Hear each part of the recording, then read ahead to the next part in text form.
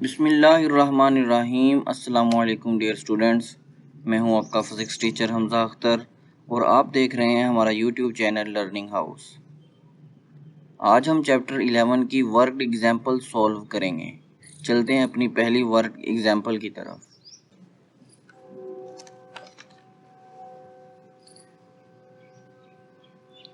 जी, पहली worked example है हमारे पास। A sound wave has a frequency of 6 kilohertz. एक साउंड वेव है, उसकी फ्रीक्वेंसी गिवन है 6 kilohertz and wavelength 25 centimetre. How long will it take to travel 1.5 kilometre. कहता है कि वही साउंड वेव 1.5 किलोमीटर कितने टाइम में जो है वो डिस्टेंस कवर करेगी। तो सबसे पहले जो डाटा गिवन है हम वो लिख लेते हैं। गिवन डाटा हमें गिवन है फ्रीक्वेंसी ऑफ साउंड। फ्रीक्वेंसी को एफ से रिप्रेजेंट करते हैं, कितना है जी 6 किलो हर्ट्स। किलो एक प्रीफिक्स है, इसकी वैल्यू लगाएंगे 6 मल्टीप्लाई 10⁻³ हर्ट्स। ठीक है, नेक्स्ट हमें वेवलेंथ गिवन है। वेवलेंथ को हम लैम्डा से रिप्रेजेंट करते हैं। वेवलेंथ गिवन है 25 सेंटीमीटर। सेंटी एक प्रीफिक्स है, इसकी भी वैल्यू लगाएंगे। सेंटी की वैल्यू होती है 10⁻²। और हमें क्या गिवन है, हमें डिस्टेंस गिवन है 1.5 किलोमीटर। डिस्टेंस को हम एस से रिप्रेजेंट करते हैं और वो कितना गिवन है जी 1.5 किलोमीटर। किलो एक प्रीफिक्स है, इसकी भी वैल्यू लगाएंगे 1.5 मल्टीप्लाई 10⁻³ मीटर। ये चीज़ें हमें गिवन है। फाइंड क्या करना है, how long will it take. How long mean हमने टाइम जो है वो फाइंड करना है कि कितना टाइम लगेगा जिसमें ये sound wave 1.5 kilometre distance travel कर लेगी।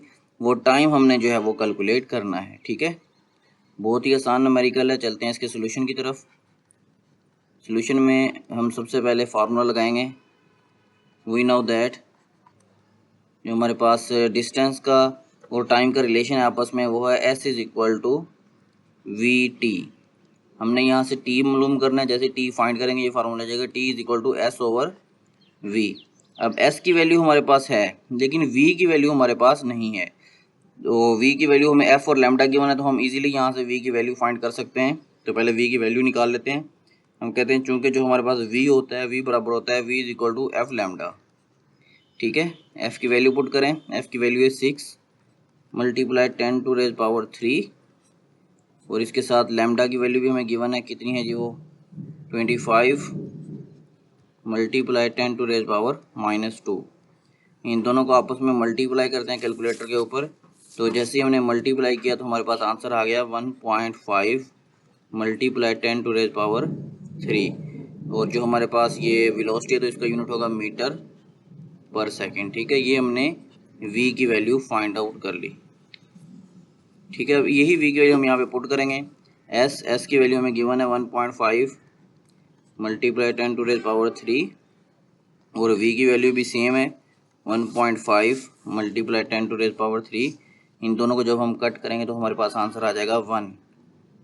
ठीक है, मीन्स कि 1 सेकेंड में वही साउंड वेव 1.5 मल्टीप्लाई 10⁻³ मीटर का डिस्टेंस ट्रैवल करेगी। तो हमारा आंसर क्या हुआ 1 सेकेंड। ठीक है, होप सो ये बात आपको समझ आ चुकी होगी। चलते हैं अभी अपनी नेक्स्ट एग्जाम्पल की तरफ। सेकेंड वर्कड एग्जाम्पल है हमारे पास। कहता है calculate the speed of sound in air at 30 degree centigrade.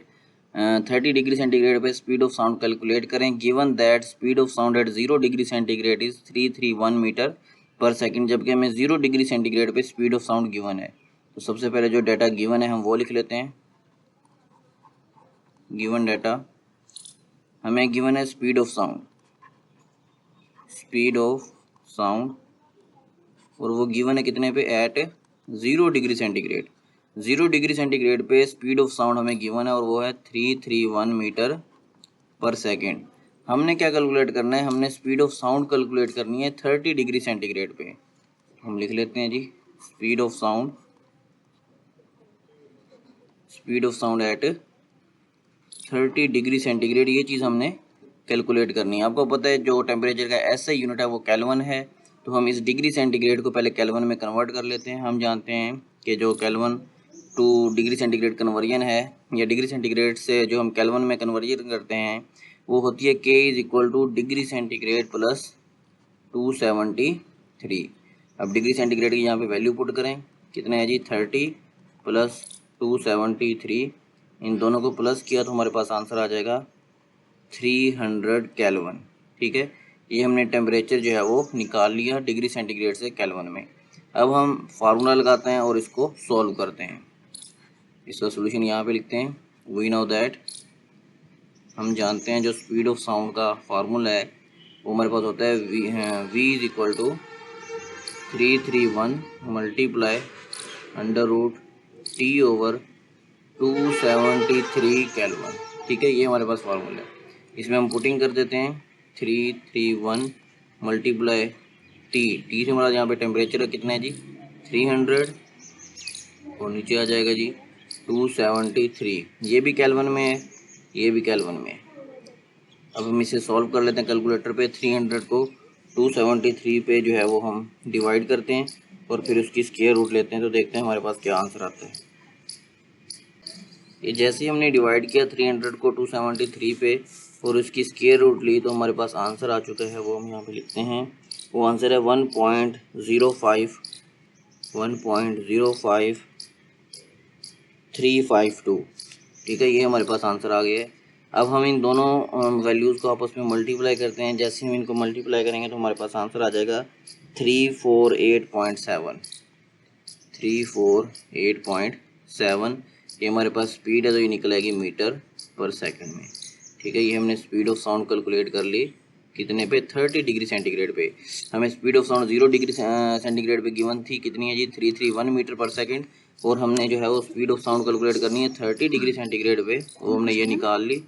जैसे मतलब टेम्परेचर बढ़ेगा तो स्पीड ऑफ साउंड भी बढ़ जाएगी। 0 डिग्री सेंटीग्रेड पे अगर स्पीड ऑफ साउंड 331 है तो 30 डिग्री सेंटीग्रेड पे 331 से बढ़कर ये कितनी होगी है 348.7, ये तकरीबन 349 मीटर पर सेकंड तक जो है वो पहुंच चुकी है। ठीक है, अभी चलते हैं अपनी नेक्स्ट वर्ड एग्जाम्पल की तरफ। थर्ड वर्ड एग्जाम्पल है हमारे पास, जिसमें वो कहता है कि अब boy clapped his hands near a wall and heard the echo after 1.6 second. एक लड़का है वो दीवार के करीब खड़ा होकर क्लैपिंग करता है और जो उसको इको सुनाई देता है वो 1.6 सेकंड के बाद सुनाई देता है। What is the distance of the wall from the boy if the speed of sound is taken as 340 metre पर सेकेंड। कहता बताएं कि लड़के के दरमियान और उस दीवार के दरमियान कितना डिस्टेंस होगा अगर आप स्पीड ऑफ साउंड 340 मीटर पर सेकेंड कंसीडर करें। तो क्वेश्चन क्या है, वो कहता है कि लेट्स सपोज ये कोई लड़का है और ये क्या कर रहा है, ये क्लैपिंग करता है और इसके सामने एक दीवार है। ठीक है, ये सामने इसके ये दीवार है। जब ये क्लैपिंग करता है तो यहाँ से साउंड वेव जाती हैं। ठीक है, साउंड वेव जाकर इस दीवार से टकराती हैं और टकराकर फिर वापस आ जाती हैं, और ये जो इसको इको सुनाई देता है वो सुनाई देता है, उसका टाइम गिवन है 1.6 सेकंड। 1.6 सेकंड के बाद उसको ये इको सुनाई देता है। वो कहते हैं क्वेश्चन में पूछ ये रहे हैं कि बताएं इस लड़के के दरमियान और इस दीवार के दरमियान जो है वो डिस्टेंस कितना है, फासला कितना है। ठीक है, डिस्टेंस कहता है कैलकुलेट करें। तो हम पहले जो हमें डाटा गिवन है वो लिख लेते हैं। गिवन डाटा में सबसे पहले हमें जो है वो टाइम गिवन है। टाइम को हम स्मॉल टी से रिप्रेजेंट करते हैं और वो है 1.6 सेकेंड। ठीक है, दूसरे नंबर पे हमें स्पीड ऑफ साउंड गिवन है, उसे हम v से रिप्रेजेंट करते हैं और वो है 340 मीटर पर सेकेंड। कहते हैं कि डिस्टेंस बताएं दीवार लड़के के दरमियान और दीवार के दरमियान टोटल डिस्टेंस कितना है, वो चीज़ कैलकुलेट करनी है। तो हम चलते हैं इसके सोल्यूशन की तरफ। बहुत ही आसान न्यूमेरिकल है। वी नो दैट, हम जानते हैं हमारे पास एक फार्मूला होता है S is equal to VT। V की वैल्यू पुट करें, हमें गिवन है 340 और टाइम की वैल्यू पुट करें कितनी है जी 1.6। 340 को 1.6 के साथ मल्टीप्लाई करें और देखें क्या आंसर आता है। जब हमने मल्टीप्लाई किया 340 को 1.6 के साथ तो हमारे पास आंसर आ गया 544 मीटर। ठीक है, ये हमारे पास डिस्टेंस आ गया। अब ये वो डिस्टेंस है जो साउंड वेव ने ट्रैवल किया है जब वो इधर से बॉय से चली हैं, दीवार से टकराकर वापस आई, टोटल डिस्टेंस। लेकिन हमें क्या चाहिए, हमें जस्ट लड़के का और दीवार के दरमियान जो डिस्टेंस है वो चाहिए। तो हम क्या करेंगे, अगर हमने कैलकुलेट करना है distance between boy and wall, तो हम क्या करेंगे, इस जो टोटल डिस्टेंस है इसको हम 2 पे डिवाइड कर देंगे। टोटल डिस्टेंस हमारे पास कितना है 5 444 डिवाइडेड बाई 2। जैसे हम 544 को 2 पे डिवाइड करते हैं तो हमारे पास आंसर आ जाता है 272 मीटर।